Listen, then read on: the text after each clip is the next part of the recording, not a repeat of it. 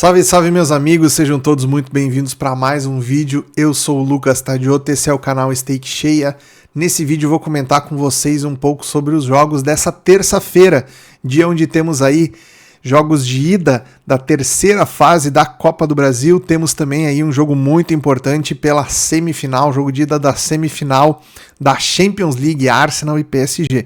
Então, vamos comentar sobre esses jogos aqui, dando uma ênfase, obviamente, para o jogo da Champions League, onde provavelmente vou fazer uma live também para acompanhar o jogo ao vivo com vocês nessa terça-feira à tarde. Mas é muito importante a gente realizar essas análises pré-jogo para estruturar uma lógica de operação aí para esses jogos e chegar no mercado já preparado, já sabendo o que a gente vai fazer, ou pelo menos tendo aí uma noção de que rumo a gente vai trabalhar cada partida dessas, ok? Então me acompanha nesse vídeo até o final para você se inteirar aí das principais informações desses jogos que a gente tem nessa terça-feira.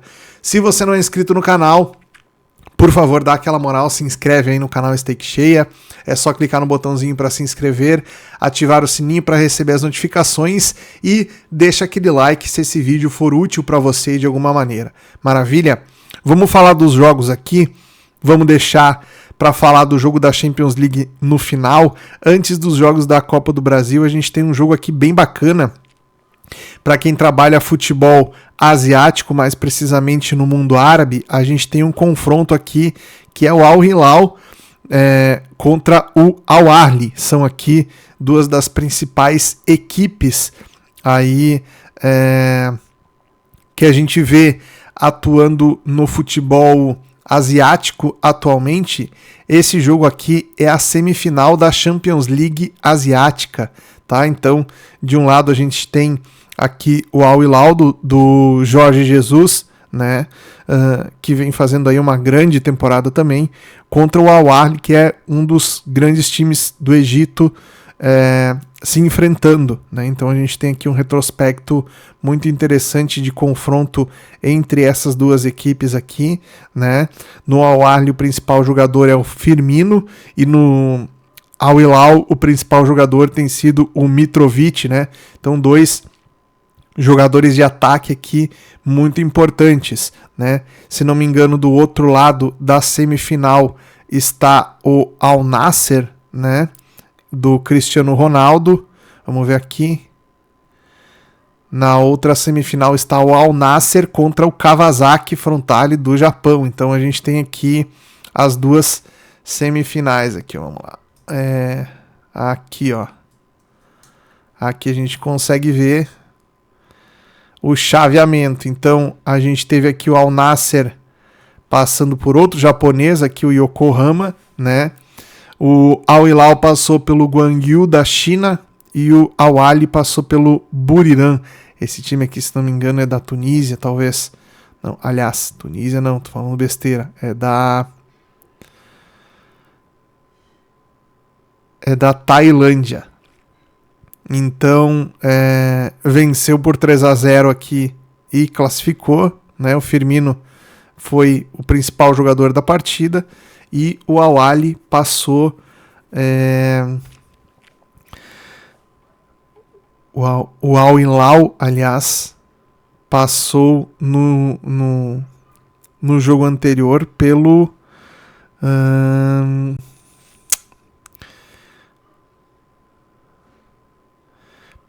Gwangju, meteu 7-0. Então a gente vê aqui dois times que golearam nos seus jogos de quartas de final para chegarem até a semifinal. Esse jogo da semifinal, se não me engano, é um jogo de ida e volta, né? Não, é um jogo único, né? Então o vencedor vai para a final. Então a gente pode ter aí na final um outro clássico, né, da Arábia, que é Al Hilal contra o Al Nassr. São as duas principais equipes da Arábia Saudita. Ou Al Hilal, ou aqui passando daqui a pouco o Al Ahly, que é o time do Egito, enfrentando o Al Nassr do Cristiano Ronaldo. Então, um jogo bacana aqui para trabalhar. Eu confesso para vocês que eu não tenho acompanhado a Liga Árabe e não tenho acompanhado o futebol asiático como um todo. Então, se eu for trazer para vocês aqui uma análise mais pautada em fatores técnicos, como eu faço em outros jogos que eu costumo assistir, eu vou estar falando besteira para vocês, porque eu não acompanho os times, tá? Então aqui, se você trabalha essas equipes, deixa aqui nos comentários do vídeo o que você enxerga de favoritismo aqui, se está justo esses preços, ou o que você pretende operar nesses mercados aqui se você for fazer esse jogo amanhã às 13h30. Eu talvez assista só para acompanhar mesmo, tá? Não é um jogo que eu pretendo trabalhar. Falando dos jogos que eu preciso falar aqui porque eu pretendo trabalhar, a gente tem aqui então a Copa do Brasil. 19 horas temos Internacional estreando em casa contra o Maracanã. Eu confesso para vocês que eu não tenho conhecimento sobre a equipe do Maracanã, mas temos aqui bastante informação sobre o time do Internacional, tá? Essa escalação que está colocada aqui não é a escalação que vai a campo. O Internacional vai poupar jogadores em várias posições. Então aqui a gente provavelmente não vai ter o Alan Patrick de titular, não vai ter o Ener Valencia de titular, talvez não tenha o Wesley de titular. Provavelmente a gente tem aqui alguma modificação nas laterais também. Então assim, o Inter ele vai bem mais reserva do que essa escalação aqui está propondo, tá? Porque o Inter tem uma sequência de jogos muito pesada a partir da Copa do Brasil aqui, e já fez um trabalho para justamente poupar alguns jogadores aqui para esse jogo contra o Maracanã, tá? Essa odd de 1,10 aqui não é uma odd atrativa para você trabalhar a favor do favorito. Pode ser que a gente tenha aqui um Inter interessado em golear o jogo para colocar um time ainda mais reserva no jogo da volta, que vai ser fora de casa, né? Mas é muito difícil a gente imaginar também que um time, se o Inter entrar com um time mais reserva do que titular, sem tanto entrosamento, sem tanto ritmo de jogo, sem as principais peças, principalmente no meio do campo ali, que fazem muita diferença. Um destaque para o Alan Patrick, que é um jogador que, quando o Inter não consegue se encontrar taticamente, é um jogador que tem a qualidade individual para solucionar partidas. Vai ser muito difícil que a gente enxergue o Inter aqui dentro de um cenário de time que vá golear o seu adversário. Se o Inter entrar, de fato, aí com esses jogadores mais titulares, né, e conseguir fazer um placar aí de 2-0 no primeiro tempo, por exemplo, aí se abre a possibilidade da gente trabalhar a goleada do Inter ao longo da partida, mas não é o tipo de mercado que eu aconselho vocês a operarem se vocês perceberem que a escalação está muito mais reserva do que titular, tá? A gente sabe que a Copa do Brasil, ela às vezes tem algumas surpresas, né? Alguns times menores eles conseguem, jogando por uma bola, sair num contra-ataque, fazer 1-0 e depois fica muito difícil de tentar entrar na defesa dessas equipes, porque eles se fecham e acaba virando um jogo de um time só com a bola, né, e o outro time só se defendendo. Então fica muito ruim para tentar buscar cenários de um jogo mais aberto, se essa for a situação, tá? E acredito que mesmo tomando 1-0 daqui a pouco aqui, o time do Maracanã não vai se expor para tentar buscar por um empate, vai continuar jogando fechado. Então a tendência aqui é que a gente tenha um visitante daqui a pouco até perdendo o jogo, jogando muito mais fechado do que tentando sair para disputar jogo contra o adversário da casa, que é muito mais forte, tá? Então tem que tomar cuidado para operar esse tipo de jogo. Nesse mesmo modelo aqui, a gente tem outros jogos, como o caso do Fluminense, como o caso do São Paulo, tá? Antes deles eu vou falar do Retrô contra o Fortaleza. Aqui a gente tem uma diferença, que é o visitante fora de casa, tá? O Retrô é o time do Recife, né? E o Fortaleza é uma equipe que tem aí no calendário também, além da Copa do Brasil, tem um Brasileirão que é muito importante para o time escalar jogadores titulares, né? E também a Libertadores, que é uma competição que o Fortaleza está disputando aí numa situação já um pouco difícil também. Então o Fortaleza tem que começar a escolher aí quais competições pretende priorizar, e naturalmente a gente vai ter aqui uma situação onde a Copa do Brasil não necessariamente vai ser uma prioridade para o time, mas o time vai com titulares, não é uma viagem longa, é muito próximo ali, Fortaleza de Recife, né? Então a gente deve ver aí o time do Fortaleza indo com o que tem de melhor para esse jogo contra o Retrô. O destaque do Retrô é o Fernandinho, jogador aqui que teve passagem aí pelo Grêmio, foi campeão da Libertadores pelo Grêmio, teve passagem aí, se não me engano, pelo Corinthians também, jogador com uma certa rodagem no futebol brasileiro. Tem alguns outros jogadores conhecidos aqui, como o famoso Michael Douglas aqui, né? Esse Volpi, que é goleiro do Retrô, não sei se não é irmão do Volpi, que é goleiro do Grêmio também.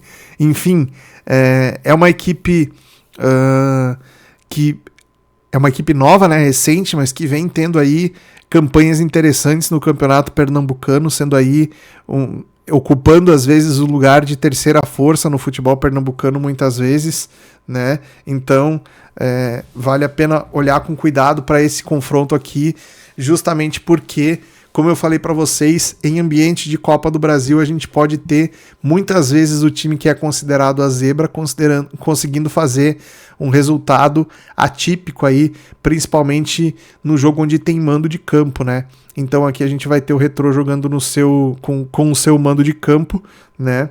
E o Fortaleza, como eu falei para vocês, tem todo esse peso do calendário aí que atrapalha bastante, né? Então, a princípio, é um jogo para a gente trabalhar em lei ao time da casa, mas levando sempre em consideração que a gente está falando de equipes que a gente tem uma amostragem muito pequena, que a gente viu muito poucos jogos, ou no meu caso eu não assisti nenhum jogo do Retrô na temporada para dizer para vocês como que é a dinâmica do time, como é que a equipe se comporta em campo. Então, se a gente perceber que o time eventualmente está conseguindo escapar, está conseguindo levar algum perigo para o adversário, é um mercado mais interessante você ficar de fora olhando o jogo e tentar entender como é que os times se comportam, do que caçar uma posição dentro do mercado aí e daqui a pouco envolver dinheiro em uma partida que você não tem muita informação, ok? Depois a gente vai para Maringá e Atlético Mineiro. O Atlético Mineiro, mesmo sendo visitante, aqui é bem favorito também contra o Maringá. Se a gente pegar o histórico do Maringá, que vamos ver como é que foi no Campeonato Paranaense, tá na terceira colocação da Série C do Campeonato Brasileiro, ainda sem nenhuma derrota, 2 vitórias e um empate. Se a gente pegar aqui o histórico no Paranaense, o Maringá até teve uma campanha decente aqui, né? Foi eliminado nos pênaltis pelo Operário, foi a última derrota que a equipe teve no Campeonato Paranaense. O Operário, se não me engano, foi para a final do campeonato. Então a gente tem aqui um time que conseguiu fazer um bom estadual, está conseguindo fazer uma boa Série C, mas é um time de Série C contra um time de Série A, né? Então a gente tem que levar isso para a prática também. É bem provável que a escalação do Atlético Mineiro também não seja essa aqui. O Atlético Mineiro tem também um calendário complicado aí para os próximos meses, né? Ao longo desse mês e no próximo mês também, né? Então a gente tem aqui a grande possibilidade de ter alguns desses titulares aqui fora do time do Galo para esse jogo que é fora de casa, né? Então necessariamente o Atlético não precisa cumprir aí um resultado que vá classificá-lo, porque tem um jogo da volta, e aí dentro do seu estádio, sim, o Atlético pode fazer um jogo colocando seus principais jogadores, né? E vencendo o time do Maringá para poder passar de fase na Copa do Brasil, né? Então aqui pode ser interessante que a gente comece a olhar um jogo para gols. A equipe do Atlético Mineiro tem sido uma equipe aí mais vazada nesse começo de Campeonato Brasileiro, pode se refletir também na Copa do Brasil, né? Um time que mostra uma certa instabilidade defensiva em algumas situações. Não sei se o Maringá tem poder ofensivo para conseguir colocar a defesa do Atlético Mineiro em situações de risco, mas quando um time tem as instabilidades que o time do Atlético vem apresentando nos últimos jogos, é bom a gente ficar de olho, tá? Pegando o mercado de gols aqui só pra gente dar uma olhada, a linha do 2,5 tá pagando 2,05, então já acho que faz sentido a gente olhar com um pouco mais de atenção para esse mercado. Fluminense e Aparecidense, o mesmo caso, basicamente, aqui do Internacional contra o Maracanã, né? O time do Aparecidense é um time que está jogando, se não me engano, a Série D do Campeonato Brasileiro, exatamente. No grupo A5, o Aparecidense tem uma vitória e um empate. Vai enfrentar o Fluminense, que dentro da sua casa tem naturalmente muito mais tranquilidade para conseguir exercer seu jogo, mesmo que não utilize jogadores titulares. Mas no caso do Fluminense, que joga a Sul-Americana, né, a Copa do Brasil parece ser uma competição mais atrativa, né, a nível de receita, a nível de visibilidade e a nível também de poder levar a uma vaga na Libertadores, que é a mesma coisa que acontece com o vencedor da Sul-Americana. Então, embora a Sul-Americana seja tecnicamente mais acessível pela facilidade, pelo grau técnico dos adversários, né? A Copa do Brasil, se você chegar ali numa quarta de final, numa semifinal, muito provavelmente você vai enfrentar um time já de Série A brasileira, um time muito bem treinado, muito bem encaixado, então são adversários mais difíceis. Na Sul-Americana não necessariamente isso vai acontecer, né? Então a Sul-Americana é mais viável tecnicamente, mas a Copa do Brasil paga muito mais, hoje é uma competição muito mais atrativa para os clubes brasileiros, né? Então aqui a gente ainda não tem a escalação do Fluminense e do Aparecidense aqui para comentar em cima das escalações, mas é bem provável que o Fluminense também rode um pouco do seu elenco, coloque aí alguns jogadores reservas para começar a partida. Então muito cuidado para trabalhar essas odds muito amassadas aqui. Não é exatamente o tipo de jogo que o Fluminense possa golear, mas na minha visão tem mais chance o Fluminense de golear o Aparecidense do que o Inter, por exemplo, de golear o Maracanã, sendo que o Maracanã é mais fraco que o Aparecidense, tecnicamente, se a gente for fazer uma comparação do histórico recente aqui de jogos disputados pelas duas equipes. Mas o estilo de jogo do Fluminense, o fato do Fluminense também ter um calendário difícil de querer poder resolver na primeira partida, pode ser que a gente tenha um jogo mais para goleada aqui no Fluminense do que no Internacional, tá? E o terceiro jogo aqui de mandante favorito é o São Paulo contra o Náutico, né? O Náutico está na Série C, se não me engano também. Vamos ver aqui. Tá na Série C. Tem 2 derrotas e um empate até esse momento na competição, ou seja, começou muito mal a Série C. É um time que estava por bastante tempo na Série B, acabou caindo para C. Estava na Série A, caiu para B, caiu para C e não voltou mais. Então a gente tem um time que se desestruturou completamente. Vai enfrentar o São Paulo aqui, que vem de uma race bem interessante aqui. Vocês veem, o São Paulo não perde há 9 jogos. Tudo bem que tem vários empates aqui, né? Mas tem vitória contra o Tajeres, tem vitória no Clássico contra o Santos, tem vitória contra o Libertad aqui fora de casa. Então o time do São Paulo vem conseguindo fazer jogos interessantes aí. Empatou com o Ceará fora de casa também.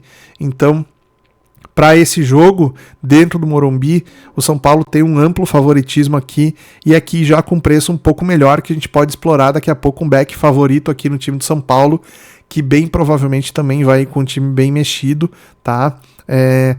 Naturalmente a gente vai ter, a gente não pode levar em consideração a amostragem que a gente tem do time jogando outros campeonatos com o time completo titular. Se ele tiver ali 3 ou 4 titulares fora, já dá muita diferença, porque no futebol brasileiro, exceto Flamengo e Palmeiras, talvez, a grande maioria das outras equipes não tem peças o suficiente para repor o seu elenco com a mesma qualidade dos titulares. Então, isso naturalmente vai pesar bastante, tá? Então, sempre que você for trabalhar esse tipo de jogo aqui, leve em conta esses aspectos para você poder operar com mais segurança, com mais tranquilidade, principalmente a favor dos favoritos, beleza? Bom, vamos pro filé do dia. Arsenal e PSG, jogo de ida das semifinais da Champions League. Para mim, temos aqui o principal favorito para vencer a competição, que é o PSG. Saindo fora aqui o Real Madrid e o Manchester City, que seriam as outras duas equipes que eu consideraria como favoritos aqui. Inclusive os dois se enfrentaram, né? O Real Madrid primeiro tirou o Manchester City, depois foi eliminado também. Aqui a gente tem um cenário onde o time do Arsenal já não tem como buscar o título da Premier League, foi vencido nesse último final de semana pelo Liverpool, então o foco do Arsenal é total e completo aqui na Champions League, disputa a primeira partida em casa, precisa construir um resultado de vantagem aqui para não precisar levar uma decisão em desvantagem para a França, onde o PSG tem sido de fato um time muito forte. Se a gente pegar aqui o retrospecto do time do PSG jogando em casa, vamos ver as últimas partidas aqui do PSG como mandante. Bom, vai aparecer bastante o campeonato francês aqui, e o PSG meio que largou já o campeonato francês porque já é campeão também com várias rodadas de antecedência.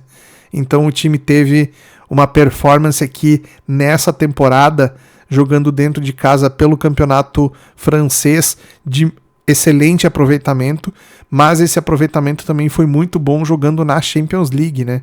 Se a gente pegar... Vamos ver se a gente consegue pegar aqui só o retrospecto da Champions League das duas equipes. O PSG acaba tomando gols em vários jogos aqui. É uma equipe, os dois são over 2,5, né? Em 4 dos últimos 5 jogos. Os dois times ambas marcam, o Arsenal em 5 dos últimos 7 e o PSG em 5 dos últimos 5, né? O Arsenal toma menos de 4 pontos cartões e meio, ou seja, um time muito disciplinado, né? Também tem esse aspecto que a gente tem que levar em consideração, né?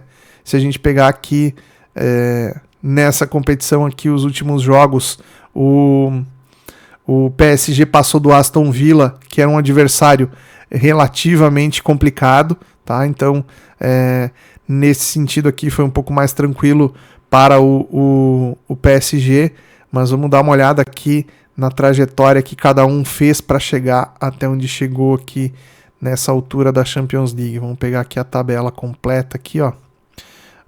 O PSG passou do Liverpool, atual campeão inglês, então teve carne de pescoço aqui nas oitavas, né? Aí nas quartas passou do Aston Villa e agora vai pegar o Arsenal. Já o Arsenal passou pelo PSV da Holanda, né? Depois eliminou o Real Madrid simplesmente, 5-1 no agregado, né? E chegou no PSG. Então a gente tem aqui um confronto que poderia tranquilamente ser PSG e Arsenal, aliás, PSG e Real Madrid, né? Onde talvez aí o favoritismo do PSG não fosse tão maior na minha visão, né? Mas se tivéssemos aqui, por exemplo, Arsenal e Aston Villa, o favoritismo do Arsenal também seria muito maior e a gente teria aqui um confronto diferente. Fato é que eu vejo aqui para essa partida um jogo muito interessante para a gente trabalhar. Primeiro, mercado de lei ao visitante, tá? A gente obviamente tem que tomar muito cuidado aqui com as escapadas do PSG, com o estilo de jogo do PSG que gosta de marcar gol fora de casa, mas os jogos que a gente viu o Arsenal fazer dentro de casa foram jogos de extrema imposição tática, de um time que tenta bloquear a saída do adversário. E se a gente analisar o estilo de jogo ofensivo com peças rápidas no ataque que o PSG costuma utilizar, é bem parecido com o que o Real Madrid em algumas situações costuma utilizar. E o Arsenal conseguiu, né, neutralizar muito bem as alternativas de contra-ataque em velocidade do Real Madrid. Talvez, muito provavelmente, vá conseguir fazer com a mesma competência contra o PSG, tá? Então aqui a minha ideia para trabalhar é muito provavelmente explorar esses momentos onde o Arsenal tiver mais volume de jogo, tiver mais imposição frente ao PSG e tentar trabalhar contra o PSG nessa posição aqui, certo? Caso o jogo abra para gols, a gente tem aqui boas possibilidades para trabalhar o over também, tá? O over 2,5 com uma odd de 1,90, para mim é interessante para esse tipo de confronto aqui, porque A gente pode ter, no caso, daqui a pouco, do PSG abrindo o placar, o Arsenal tendo que sair muito mais, e aí fica muito mais interessante para a gente buscar esses espaços dentro do jogo aqui em situações que podem redundar em gol, tá? São duas equipes com bola parada muito forte, tanto ofensiva quanto defensiva, então a gente pode ver aí duelos de bola aérea e de bola parada do lado da área, principalmente sendo muito explorados, né? Os times eventualmente forçando faltas do lado da área, forçando escanteios, situações onde a gente pode esperar por gols de bola parada, e eu não recomendo você ficar posicionado em bola paradas contra a sua posição, porque aqui são duas equipes que têm essa qualidade muito latente no seu estilo de jogo também, beleza? No mais, espero que a gente possa fazer uma live para acompanhar esse jogo aqui, que vai ser um jogo muito bom e muito difícil de fazer trade também, a exemplo do que a gente viu nas quartas de final, as partidas aí oferecendo janelas muito pequenas para a gente conseguir ficar exposto na grande maioria dos mercados ali. Em algumas situações foi melhor no jogo da volta, principalmente dos confrontos, né? Então o jogo de ida ele tende a ser mais estudado, ele tende a ser um pouco mais às vezes demora para começar a surgir chances claras de gols, né? Os times eles ficam um pouco mais tentando jogar aquele xadrez ali tático entre as equipes, então a gente tem que ter paciência para poder explorar as melhores oportunidades nesses jogos aqui, beleza? Era isso, rapaziada. Lembrando, quem tá comigo no vídeo aqui é a Superbet. Se você não tem uma conta na Superbet, você pode clicar no link que tá na descrição do vídeo e criar a sua conta. Maravilha? Um grande abraço, nos vemos no próximo conteúdo. Valeu, até lá.